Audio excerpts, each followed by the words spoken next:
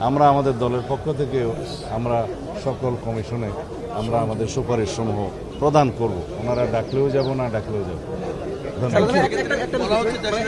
নানামুখী ষড়যন্ত্রের কথা বলছেন, সেই জায়গা থেকে এখন জাতীয় ঐক্যের নিয়ে বিভক্ত করার আবার চেষ্টা হচ্ছে, ঐক্য নিয়ে আপনারা এগুলো নিয়ে আমরা অনেক কথা বলেছি।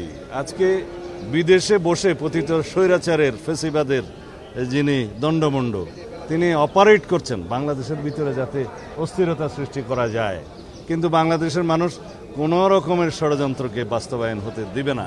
আমরা জানি যে আভ্যন্তরীণ এবং বহিঃশত্রুর বিভিন্ন রকমের ষড়যন্ত্র বাংলাদেশে চলমান আছে এবং তাদের ফেসিবাদের দোসররা এখনও সব জায়গায় প্রতিষ্ঠিত আছে। তারা এখনও বাংলাদেশের সমস্ত জায়গায় বসে চেষ্টা করবে বাংলাদেশের অস্থিরতা সৃষ্টির জন্য। কিন্তু গণ আন্দোলনের যে আকাঙ্ক্ষা, গণবিপ্লবের পরবর্তী মানুষের যে অভিপ্রায় এবং মানুষের মধ্যে যে উচ্ছ্বাস সৃষ্টি হয়েছে, তার মুখে সবকিছু ভেসে যাবে।